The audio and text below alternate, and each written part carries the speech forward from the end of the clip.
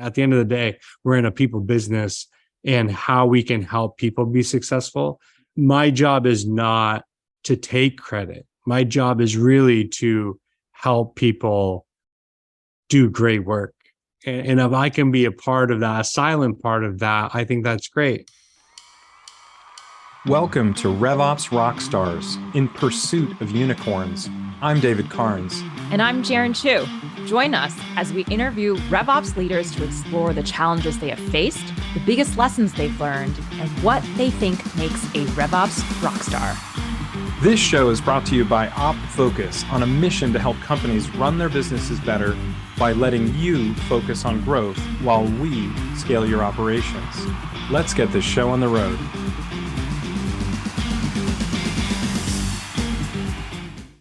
Today, we're thrilled to have as a guest on the podcast someone who's been a favorite of OpFocus for the last number of years, a regular contributor to our roundtables, and really an expert on RevOps, on financial topics, and on just scaling SaaS companies in general.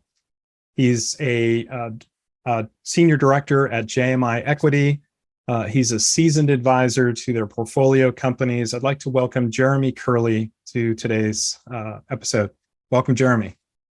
Thank you for having me. I have not been called an expert or a rock star very much, so I do appreciate the intro. Well, you are today. Thanks for having me.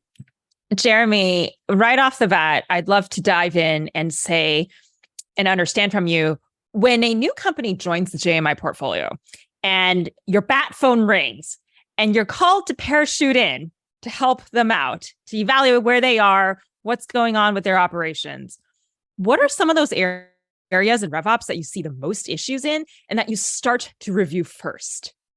Yeah, that's a good question. And I will say, we are growth equity, so we are investing in companies all along the growth spectrum. So no two companies are alike. So, and I think one of the important and fun things about my role is that every company is different. And it's really important for us to understand that and meet them where they are.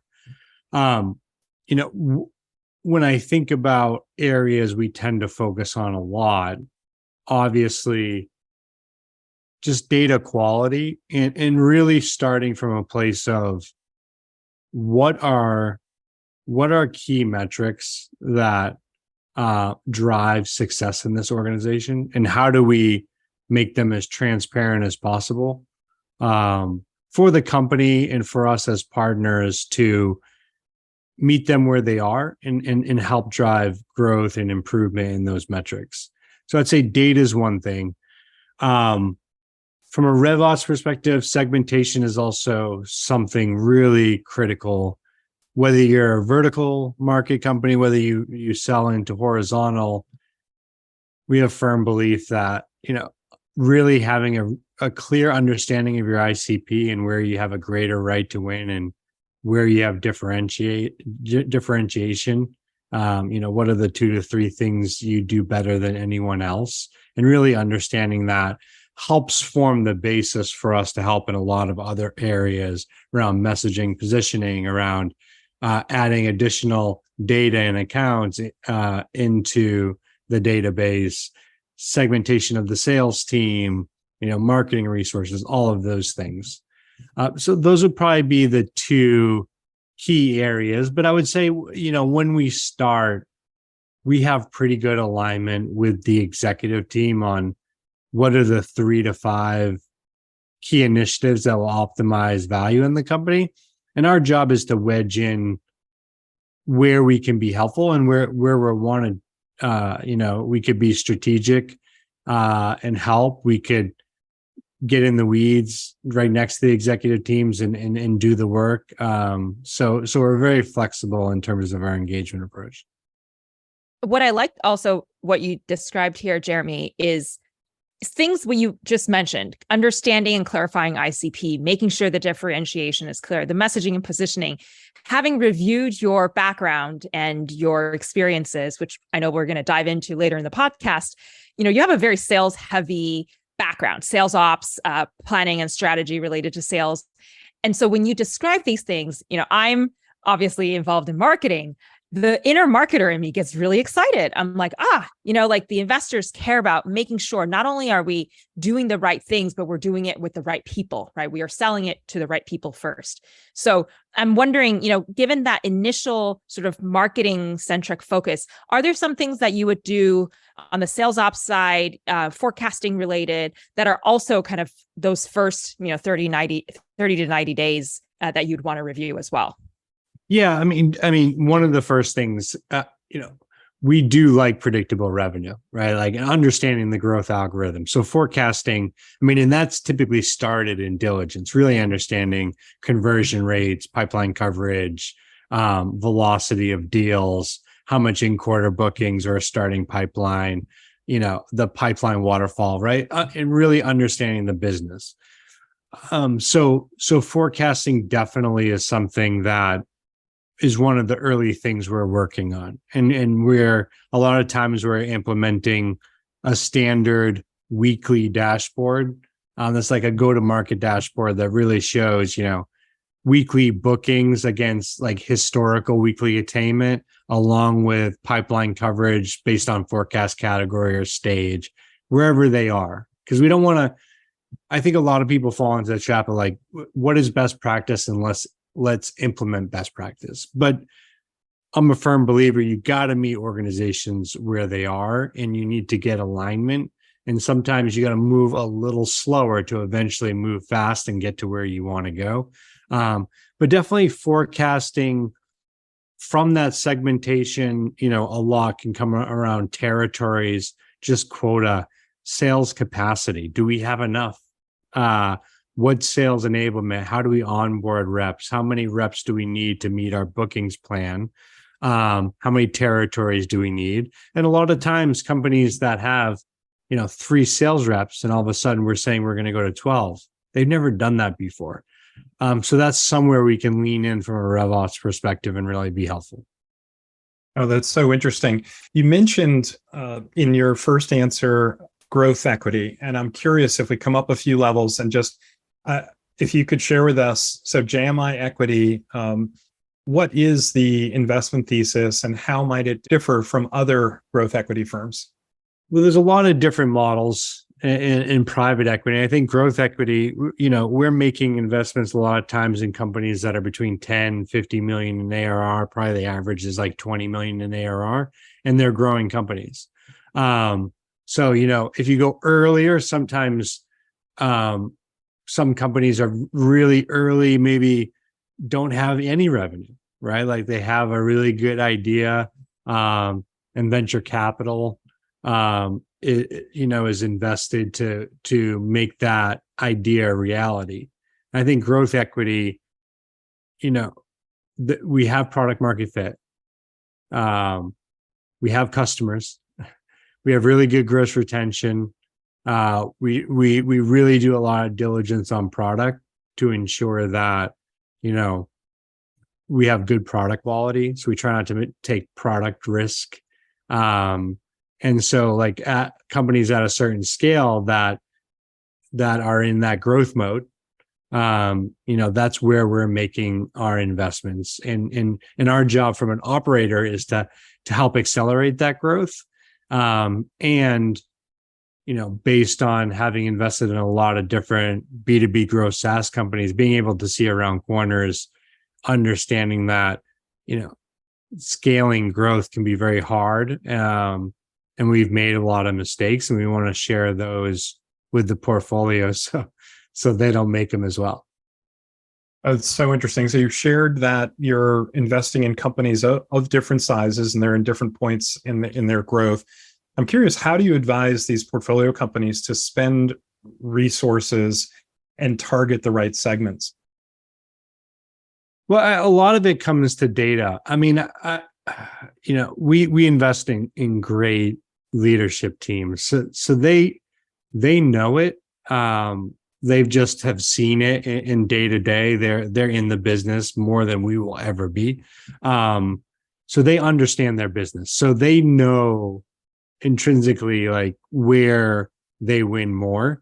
I think when we provide the data, it helps really hone in on the right allocation of resources to optimize that. So it doesn't really take a lot of selling when you show the data and you show, okay, in segments A, B, C, we have a 40% win rate. In segments like D, E, and F, we have a 15% win rate, and it represents 50% of our losses. When you start showing data around that, people start to really understand, man, we're taking up a lot of overall company capacity going after these segments that we don't have as good a product market fit as some of these other segments. And we're big on focus. So, what we work with them on is like, okay, how do we build a database that has that really good ICP, that we're ranking accounts based on propensity to buy, that we're building territories based on that, because that can drive the most amount of equitable territories and put sales reps in a position to be successful. And then the results start to happen. So it's not just like necessarily cutting something off, but those small tweaks a lot of times start to show up in the numbers, and that's where you get a lot of alignment. So it must be fascinating. You're starting with companies who all have a different starting point with their infrastructure. And you talk about reporting. Reporting relies on data to be in systems and structured so that you can pull it out and take advantage of it. I'm curious, how do you help companies build out their RevOps infrastructure? Like you said, it starts with data. So really it's around ICP. Okay, let's figure out what that world is. What's the overall TAM? How many accounts are in there? How many? So these are the areas we want to play in. These are the areas we want to sell to. What are the buyer personas there? What are the titles, right? And then we'll enrich the database with that segment and make sure that we have all of that market that we want to target, right? So that's first. And then I think second, a lot of companies want to jump to tech, right? And so like have a big tech stack. There's a lot of great RevOps technologies, but a lot of times we want to focus on the process first. Let's understand the process. Let's build good processes. It's not going to be as efficient, but it'll be right. And we'll have the opportunity to fix it. And then once we get to a certain point where we have process, we have documented processes, they are working, we've somewhat built the machine, then we'll start to layer on technology over that to drive greater optimization and greater just effectiveness of across the go-to-market stack. For instance, for an example, like before we get, before we get a churn zero or gain site, right? We want to do customer segmentation. We want to understand let's segment the customer base. Let's figure out how we want to do that, and then figure out our engagement model against those different segments. Then once we understand that and have that documented, then we layer on the tech that can help us do it so much better. Yeah, that's very helpful color. As I'm hearing the kinds of ways you're advising a portco, I'm kind of looking for maybe a broader idea of like how you engage with various members of the RevOps team. Is it typically primarily advising that RevOps leader? Does that engagement involve other folks over time? How does it differ? How does it evolve and shift? First 90 days when the investment happens versus like say a year in, 2 years in. I'm sure your role looks quite different with each of those portcos over time. Yeah, and RevOps is just a piece of it. Like we in our roles, we need to be generalists, and we really need to get alignment with the CEOs and the executive team, and that's who we're trying to build relationships with and build that trust and execute on the value creation plan. I tend to, based on my background, I tend to work a lot with RevOps teams, but that isn't the goal. The goal might be like, how do we scale the sales team? And so like I'll work with the CRO, CSO, CMO, CFO, and then have an overall plan and approach of how we are going to do that. And then I might work with RevOps to execute on that plan. And a lot of times my role is not to do it, although sometimes I need to. Sometimes I don't even have anyone in RevOps. And I do love that work. So I like to get my hands dirty. But at the end of the day, my job, like I want to work with them, partner with them, and then like moving forward, they don't need me to do some of that work. Like that's the best for the portfolio company, and that's the best for JMI for us to do that. So it does evolve over time, but there's always projects. We might do M&A, so we have an integration.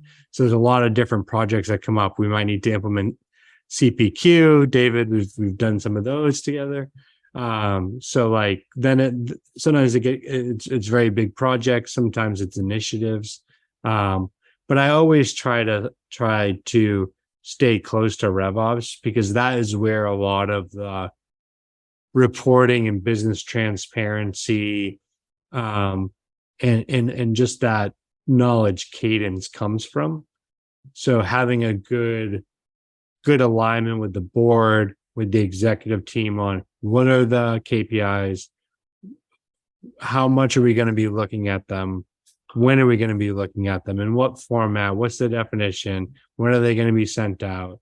So everyone is aligned on what drives success here, and let's keep score. And in week 3 of the quarter, let's figure out that something is not going right, so we have time to fix it, versus finding out week 13. Yeah, I think so much of what you're describing is visibility, transparency, and being able to trust the information that gets reported out, and starting at that foundational level, making sure that the entire business, not just the executives, but of course, as the investors, we can all trust and know that we're looking at the same set of dashboards.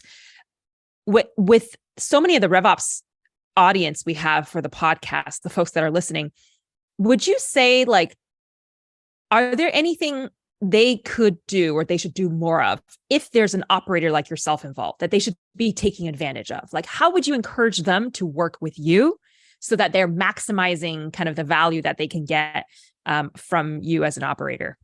Yeah, I mean, and I tell this to people all the time, like, if I am being successful, they will view me as an extension of their team. Because it's very important for me, like how I rate myself and my performance, like there is company performance, there's the value creation plan we have to develop, which is a scorecard. It's very outcome driven. So that keeps score. But what is also important to me is building relationships and being a trusted advisor with executive teams. And I take great pride in companies succeeding, but also just careers and people succeeding. And at the end of the day, we're in a people business, and how we can help people be successful. My job is not to take credit. My job is really to help people do great work. And if I can be a part of that, a silent part of that, I think that's great.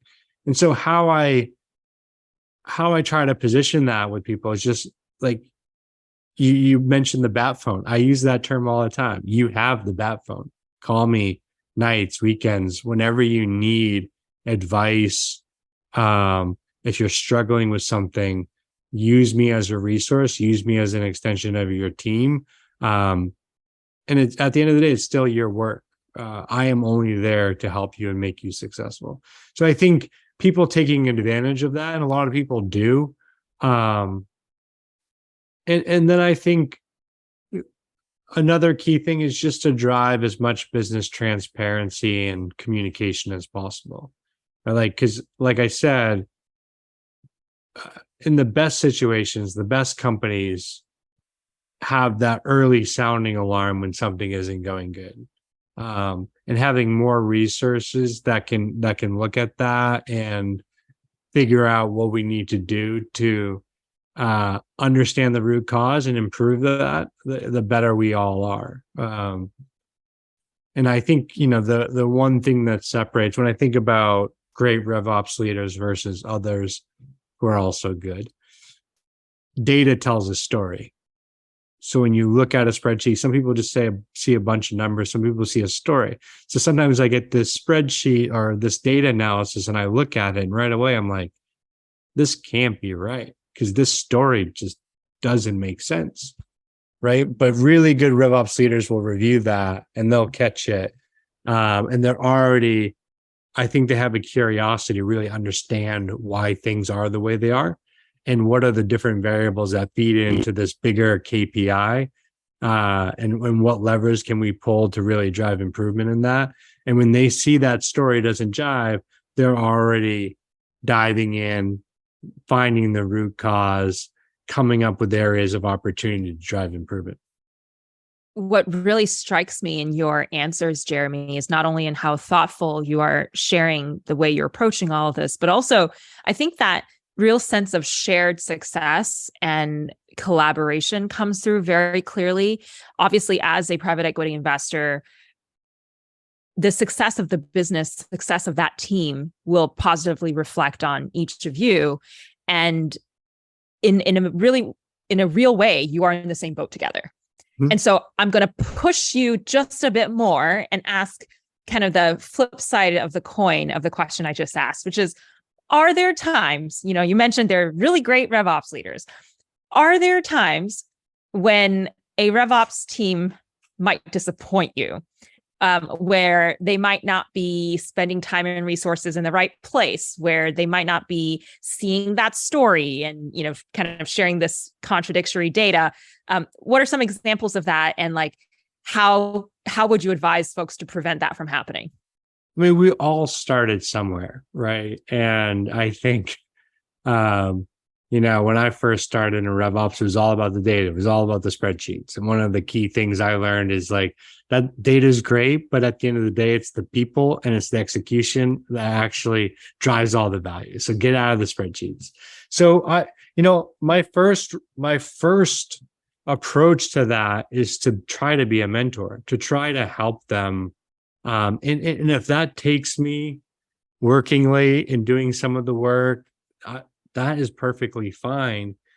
Because again, my job is to make them successful. Now, that company deserves and needs to have good data, good transparency, good reporting. That is critical to the success of the organization. So sometimes we have to make hard decisions. But I always want to ensure that everyone is in a position to be successful. So if I need to invest more time in doing some work, showing some people some of the things I've learned or some of the things I've learned from other portfolio companies, other RevOps. I mean, one of the beauties of my job is I get to meet so many great RevOps leaders and I learn something from every single one of them. And I try to pass that on. So I would say more often than not, just leaning in a little bit more, setting clear expectations of what we're looking for, finding the teaching moments in terms of you can't send this out like this. And here's why. And here are some things you should look at moving forward to ensure that data is correct. And guess what? Next time, send it to me and we'll walk through it before you send it out. Right. So there's little things like that. And I would say the majority of time, people want to do good. So if you invest in them, I'm a firm believer. I won't talk about the exceptions because I would say that's more the rule. Yeah, that's so great. And knowing that, no one's going to school to learn RevOps, not yet. It hasn't become an official course or a degree. What you're doing is just so incredibly important and valuable. I know one of our mutual friends has been working within one of your portfolio companies for the last 4 to 6 months, and she loves that she can lean on you with questions like that. And that's great to hear. Yeah. So just I guess sticking on this topic for a minute, talking about success.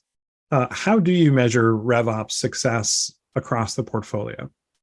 So you mentioned there are a handful of metrics, that you're tracking. are there other conditions or areas that help you define who's being successful, maybe who isn't being as successful? As you know, there's so many different variables. So like, I don't want to look at one metric and say like somebody's good or bad. Like some people are just in great markets, right? Like, and things grow regardless of what people do.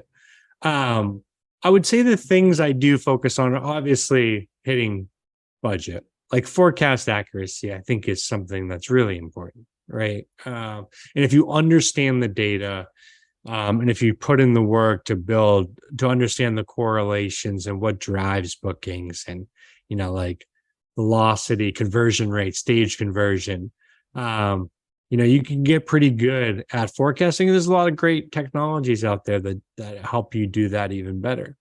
Other things I look at are just overall rep attainment. Like I want people to set up plans that put people in a position to be successful, and not only just rep attainment, but rep productivity and optimizing that. Are we seeing improvement in rep productivity? Are we seeing a good distribution of rep quota attainment? So like we don't have just the winners and the losers. And that's somewhat, it's not always the case, but a lot of times that is how well are you optimizing, territories and segments within your business. And that's a critical one because I feel like, rep attrition is one of those things that I know a decent amount of people talk about it, but I don't think it's enough talk about it because they somewhat blame like, they left because of the manager.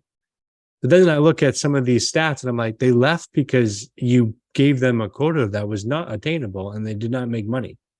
And typically the ones that leave are not your underperformers. They're your best reps who can leave and have other opportunities.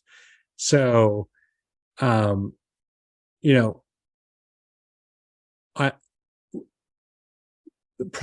the thing I look at the most to understand how good of a grasp RevOps has on the business is their go-to-market strategy at the beginning of the year. And the variables they're looking at, the data they're looking at, how cross-functional they're being in terms of driving alignment across the business, the targets they are setting. It's a tough job. And there's a lot of difference. So I don't want to oversimplify with my answer, but those are some things I'd look at. So I know a number of people listening today are interested in what somebody does who's on an operational excellence team. I'm curious, what does your day-to-day look like?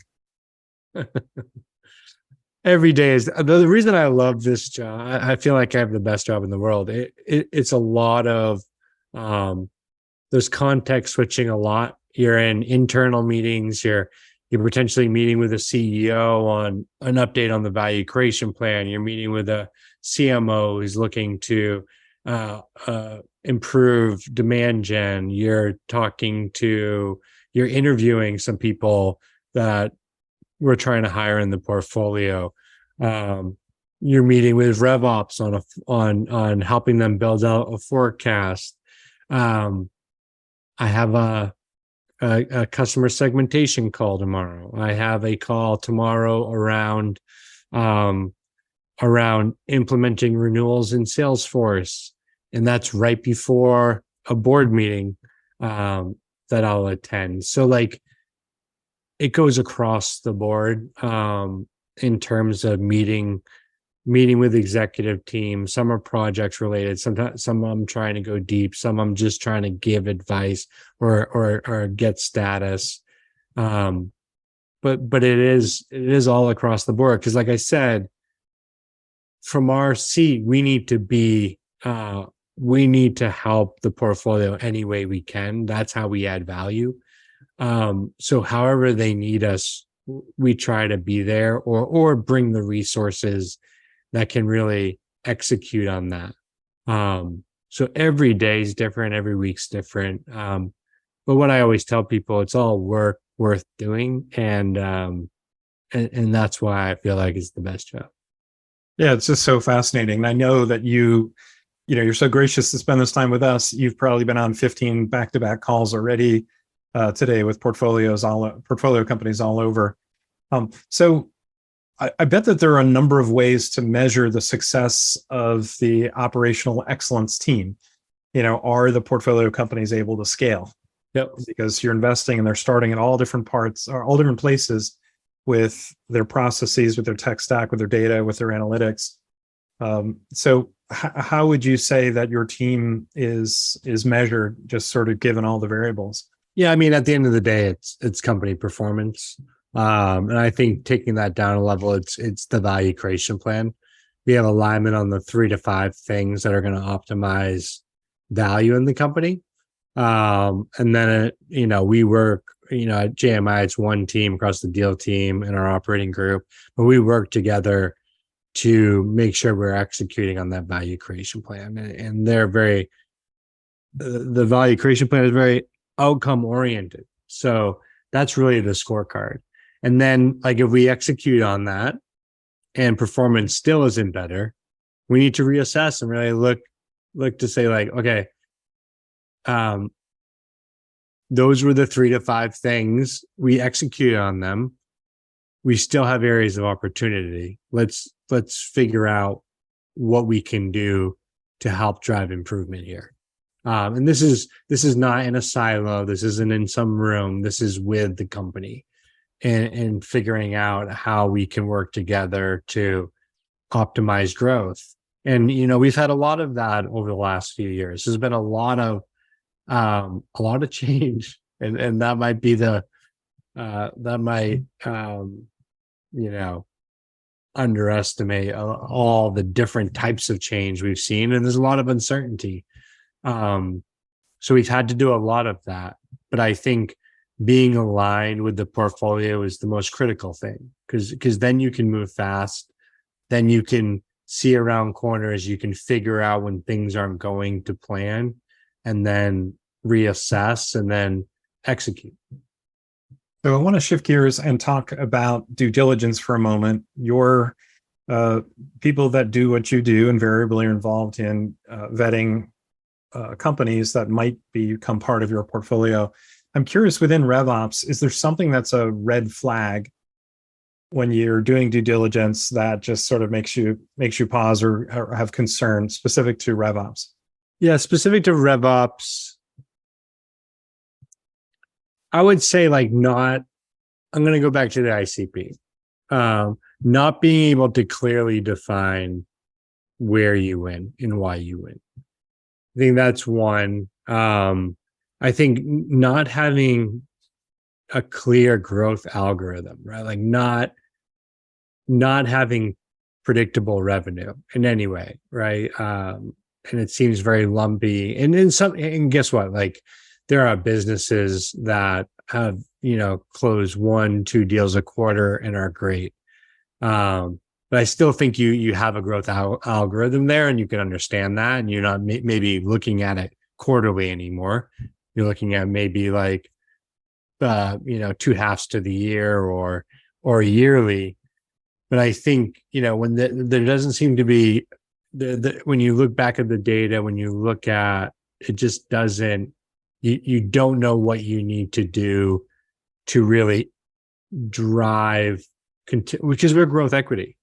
What can we do? What resources can we bring to bear to grow this company? And if it's difficult to answer that question, that's a yellow flag. I also want to say that a lot of times yellow flags are opportunities. So you need to understand, and you need to do the work to understand, is this a market thing, a company thing, or is it execution? And if it's execution, that's an opportunity that we can work with them to drive improvement. All right, Jeremy, I think one of the most fun parts of the podcast is finding out a little bit more about who you are. You studied at Stonewall College. You studied managerial economics. Sounds perfect for what you're doing right now. That's not always true. You did an MBA here in the Boston area at Babson College. Very cool. You've been in charge of growth operations. So previously at Waystar, you were also at Baumgar. Sorry if I said it incorrectly. And then you had 8 years at Monster, which must have been fascinating, just considering that company's growth and trajectory over the years. How did you get into this operations role, this operational excellence role within private equity? Yeah, I mean, I might start with just the experience in customer success, because I don't think people make this parallel enough, but customer success has a tremendous amount of data. And, we were forecasting 15, 30-minute increments and trying to match up capacity to that. We had quality programs where we're listening to calls, scoring people on quality, and it was really important because it's a cost center, right? We had to be really good and really accurate. So I felt like that background really helped me. It's not the same. There's different variables, but the mentality is the same. It's like, how do we take these limited resources and drive as much, productivity and optimize performance as much as possible? I did realize like this isn't what I wanted to do. And I had met somebody a consultant who got me in at a B2B growth SaaS company. It was founder led at the time. And I was more of a consultant at the time, like customer consultant, help them optimize their services. But I had that,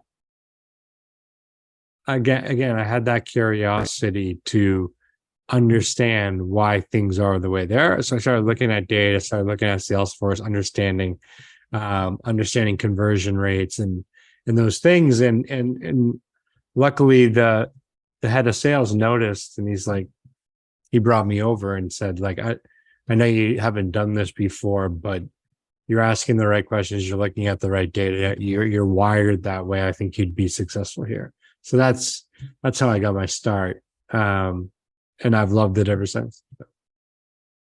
You're coming up on almost 5 years, I think in a month or next month. Maybe by the time this podcast is out, you've already gone through your work anniversary. What would be advice you give yourself on day one of the role, knowing what you know today?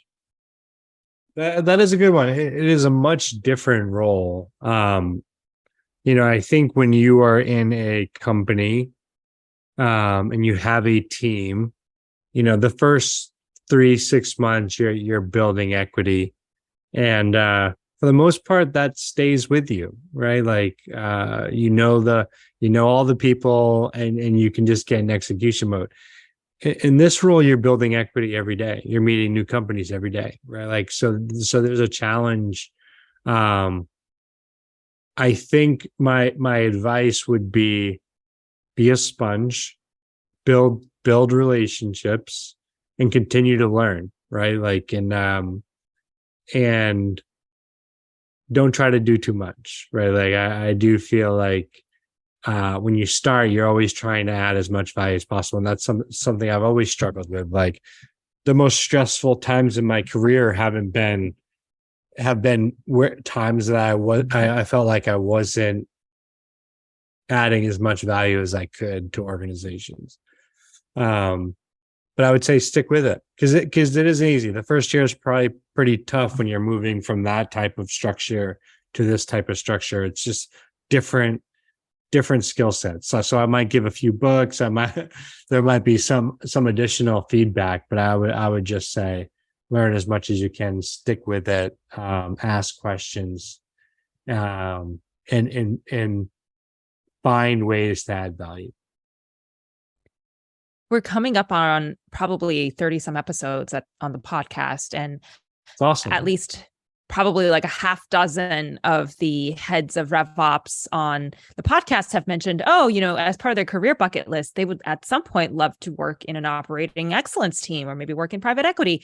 What kinds of experience would you encourage our audience and our listeners to develop if they wanted to take a similar path that you've taken, going from in-house to now being able to work with dozens and dozens of companies every day? Yeah, I think probably the biggest piece of advice I would do is to get in a private equity portfolio.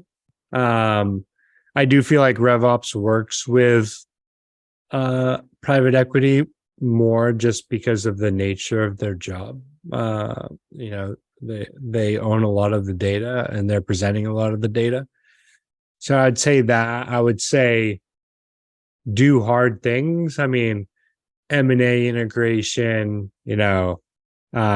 migration of like if you have on-prem to SaaS opportunities, there's these things that are very hard.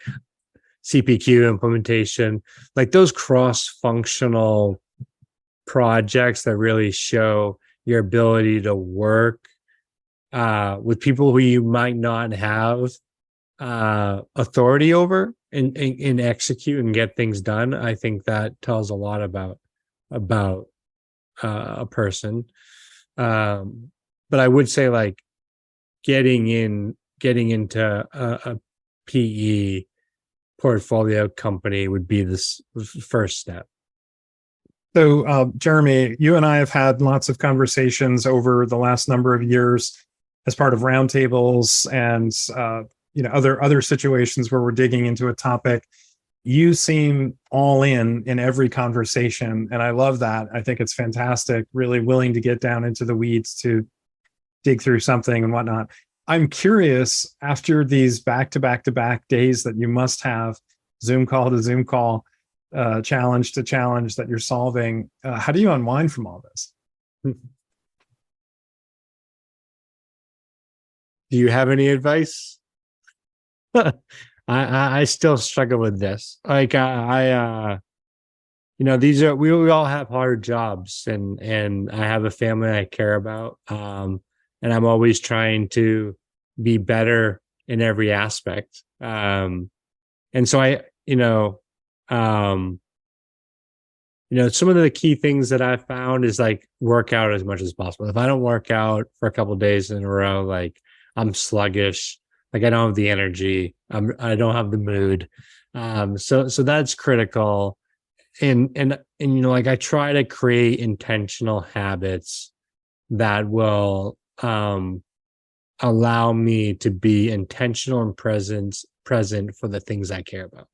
So when I go home, I try to put the phone away. I change clothes to get out of my work clothes, to get into like shorts or whatever, like my home clothes, right? And just those acts of habits will sometimes allow me to somewhat shut off the brain from the other work. Some nights I can't do that. Some nights I have to be on. But when I can, it's always about just what do you care about? How can you be intentional? What are you willing to sacrifice to do that? And then be disciplined, and I would say the things are, working out. I just started training jujitsu probably 2.5 months ago. Woo-hoo! That has been really, I stink at it, but that's the value. It's like so humbling. There's so much to learn. But when I'm there, there's nothing else. It's an hour and a half of like a clear mind. I'm focused. So finding those little outlets to not be good at something or learning a new skill, and just make sure you carve out time for the things that are important to your life. Because I'm not sure there's many of us that our only interest is RevOps, right? Like it's a big interest, and we spend majority of our time doing it. But find those other things. All right, we're gonna try to dig up some video of you in your Brazilian jiu-jitsu in a tournament or something. Wouldn't that be great? And aside from being an awesome contributor to some of OpFocus's RevOps roundtables across the many years, what other resources have you turned to for your learning? I used to read a lot. I listen a lot now, like a lot of audiobooks, a lot of podcasts. Specific volumes or podcasts you're following, you'd call out? Yeah. So, I mean, I'll try to find anything specifically around sales. There's not a ton of RevOps ones. I mean, just business in general. Like I like Diary of a CEO. Like that's something, and that's more of that isn't really for work. That's more like I'm just interested in the conversations of really successful people. but I try to have a couple books going at a time. It's been a busy few months. I need to get back on that. Yeah, I think we found the same with our roundtable. So I think, kind of similar, sharing challenges, sharing experiences, just so valuable. So Jeremy, thank you so much. I want to ask you where people can find you. I know you're out on LinkedIn. Are you on any other social media sites where people can find you? LinkedIn's probably the easiest. Okay. And then the JMI website is probably a good place to learn more about JMI Equity. Yep. Just JMI.com. Mm-hmm. Great. Jeremy, it's really been a pleasure having you on the podcast today. We appreciate you taking this much time, sharing so many of your experiences. I really liked hearing about implementing a standard weekly dashboard and also figuring out the metrics for historical weekly attainment. I really love your background starting out in customer success and how that's proven to be relevant, and even some of the metrics that you had to do and that discipline around those metrics has served you well throughout the career. You shared advice on being a sponge. You shared advice on building relationships, regardless of the role early on, that builds up equity that you can take advantage and tap into. And then just that overall theme of continuing to learn. It's really been a pleasure having you on the podcast today, Jeremy. No, I greatly appreciate the invite. Again, when I saw the title, I'm like, why are you asking me? But David, I've always had I attend a lot of your little your round tables and your monthly meetings, and I've always had a great amount of respect. So I appreciate what you've done for the RevOps community. Everyone needs to go out and buy David's new book. It's really great on reporting dashboards. You want to flow that up there? Yep. And a pleasure. I look forward to future speakers, and anywhere I can be helpful to the broader RevOps community.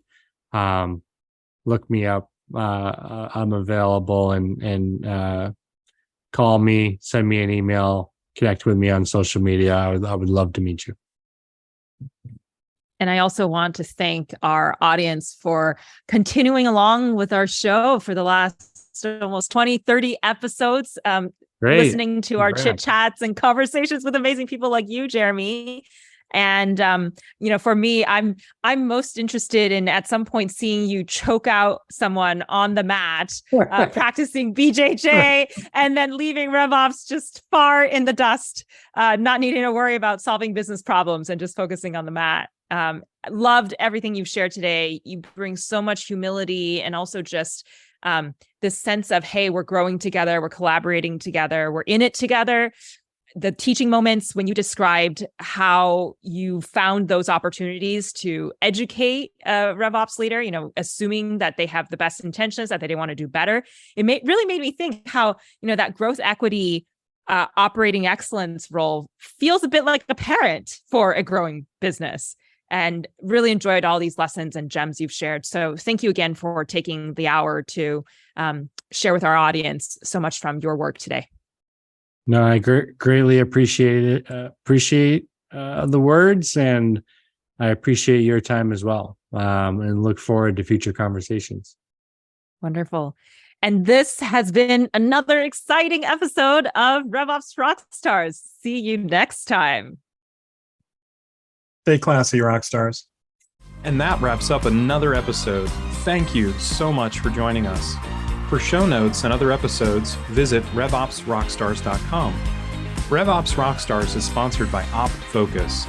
Visit OpFocus.com to learn more about how OpFocus helps SaaS companies scale their revenue operations.